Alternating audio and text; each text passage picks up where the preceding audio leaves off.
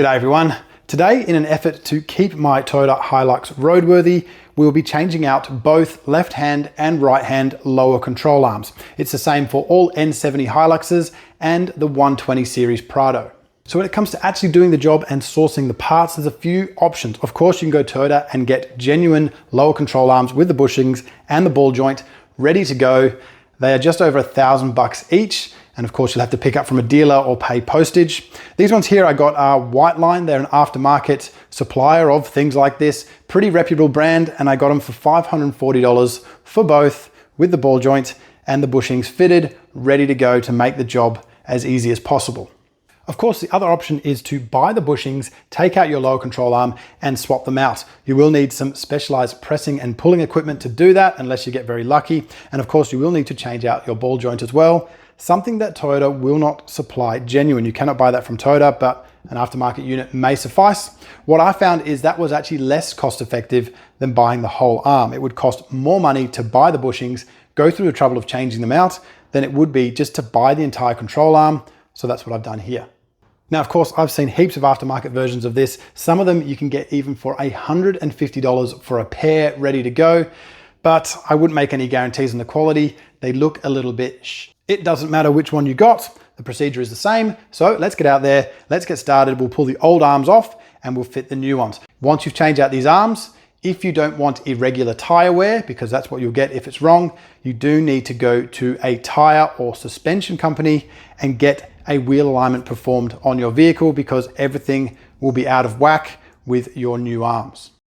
Okay, firstly, we've got the car on level, solid ground. We will take the wheel off. The car is sitting on a jack and a jack stand, and we'll stick the wheel under the car as well for a little bit of added safety. We don't want it falling on us. We'll take the nut and bolt off the suspension strut. There is a little bit of spring tension there, but if everything's hanging, it shouldn't be much. And that is a 19mm spanner and a 19mm socket. Now there are two bolts that hold the ball joint to the hub. We need to take them out. They're both a 19mm socket. We'll just rattle them out and we'll put them aside for now. And next we need to mark the camber correction washers and the camber correction bolts. Mark where they came from. We want to put them back where they came from. It doesn't mean we don't get a wheel alignment, but it gives us a best estimate of where to put them back. So make sure we mark them. We can just rattle them out. They're also a 19mm socket. This bolt is the only one on my vehicle that was actually loose enough where we could just tap the bolt out and remove it. All the rest was seized, or at least partially seized. I just clean off all the dirt here on the rear one before we undo the nut. But this rear bolt on the left-hand side of the vehicle was quite seized inside the bushing. So the bushing has a sleeve in it and the bolt will seize to that sleeve. I'm trying to rattle it backwards and forwards here to try and break that rust between the bolt and the steel sleeve, but it was not going. So what I've done is I've mounted a ratchet on the bolt, and the ratchet is stationary, and we move the arm. You can see here it will break the rust between the bolt and the sleeve inside the bushing. We want to have something stationary holding the bolt steady, and then we force the bush to turn and it should break the rust between the steel sleeve and the bolt. If it doesn't, you will need to use a Sawzall or an angle grinder or something like that to cut the bolt away. Just be aware you'll need to replace the bolt if you do that. And they're around about $35 each for just the bolt and one camber correction washer that should come on the bolt. They're stuck against the head and they are a little bit expensive. If you need to cut them though, that's what you need to do. See how you go trying to unseize them, but you may need to cut them. And once you've got it unseized, I can just rattle it out. You can see here, we're just getting through the rust and we're removing that lower control arm, and it should just come out like so. Of course, on the other side, I had the same issue. They were very, very rusted in. And you can see here, I'm using a very, very big bar to try and move the bolt while the arm is held up against the frame. That can work too, but you can also snap the bolt, so just be careful. Okay, with the arm out, I'm having a bit of a look here. My bushings were totally destroyed, but more importantly, this ball joint here was absolutely flogged. I was actually a little bit surprised at just how bad it was. So we'll take this cotter pin out. So we have to unbend it and we can pull it out. If it is seized in like mine and very hard to get out, you can just bend it back, put a rattle gun on it, and when you undo the nut, it should break the cotter pin. It doesn't really matter. I'm replacing the entire arm. So that's actually what I ended up doing, was just stripping the cotter pin with a rattle gun. Once that's off, we loosen the nut, a few threads, and then we can start to separate the ball joint from this assembly here. We need to use this assembly, and we need a tool like this to separate the two. Once we're sure that that is separated, we can undo the nut, and there you go. It's off the taper. They can be very tight, but with a tool like that, it's not too hard. Just cleaning up all of these faces just before I put it back on our nice new shiny arm. It's on there loosely, and have a note of which way around it goes. I put the nut on loosely, but we will torque it up on the car. It's much easier. We're going to clean up all the rust off these bolts, and then we're going to put it all together. Now this comes with two different spacers depending on what size bolt you have at the rear.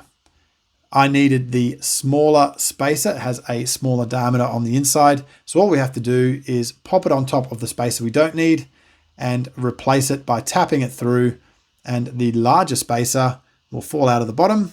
And there we have it. We have the same bolt front and rear on this particular vehicle, but some have a bigger bolt at the back. Okay, this particular unit has washers front and rear of each bushing. Make sure we put them in. There are 4 washers with the small hole and 2 washers with the big hole if you have the big bolt. Now I've got the washers in there. It's just held in there. I've got a bolt in the back. It's actually the wrong way around. It's just holding it in. I'm going to put some grease all over the bolt that I'm about to fit. And we're going to fit all the bolts, or both the bolts, from the inside out. The nut should be facing outwards. So we push that in, and we'll get our camber correction sorted. Once we have the bolt in, we can actually turn the assembly with a spanner and get them notches lined back up to where they were before we stripped it. It was very important that we marked it. So we did, just to make sure it goes back where it came from. Doesn't mean we don't need a wheel alignment, but it means it's as close as possible. It's the only reference we've got, so we might as well put it back where it came from when we pulled it apart. Of course, we're just going to get it in the right spot, tap everything home. You can move the arm around quite a bit. Them holes are fairly slotted. Once we have everything lined back up, we can go ahead and tighten that back down. We're just tightening it by hand for now. We'll torque it later. And of course, we fit the rear bolt as well. A bit of grease on the bolt. Don't forget the washer on either side of the bush. And we can just tap the bolt home. Make sure we have the camber washer on the bolt. It should be stuck to the head of the bolt, but sometimes they come free. We need to put the other camber washer on the nut side and put the nut on as well. Now the torque for these bolts is 103 foot-pounds. Just make sure while we're tightening it up, nothing moves and we have it all back where it came from. Like we said before, it's going to be adjusted by a suspension or a tire company anyway, but we just make sure everything's back where we left it, and we torque them up to 103 foot-pounds. Of course, we torque up the back as well. Same 19mm socket, 103 foot-pounds of torque on those.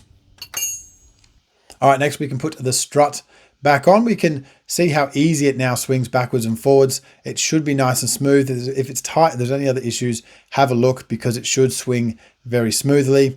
Pushing the strut in isn't really a big deal. We just got to lift the arm and push the strut back into its locating housing there. It is a little bit tight. We do need to use a little bit of force to get it in, but once it's in, it's no big deal. We can put the bolt and the nut back in there and push it all back together. The torque for that lower strut bolt and nut is 70 foot-pounds.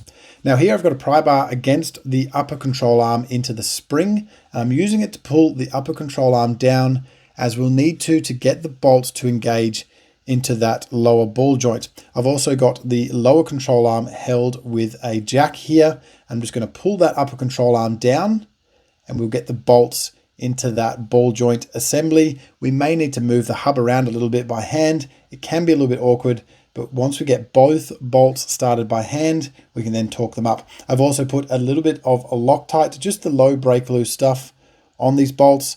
I just like a little bit of Loctite on them just to make sure they're not going to come loose or get any corrosion in there that we don't want.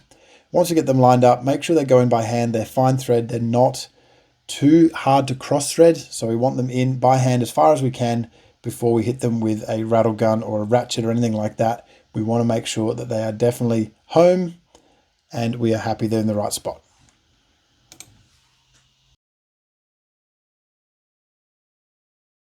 Once they're in, we'll get the jack out of the way and we can rattle them up and then torque them down. They are 103 118 foot-pounds, these two, to make sure we torque them up. They're a little bit higher than everything else at 118 foot-pounds.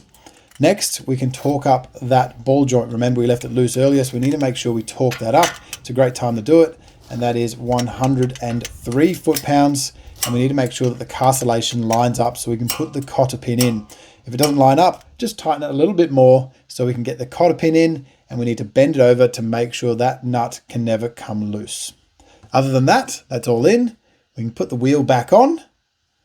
Make sure we torque everything again after about 100 Ks of driving. And as I said before, get a wheel alignment done because we don't think that camber can be correct with our new bushings. Thank you very much for watching.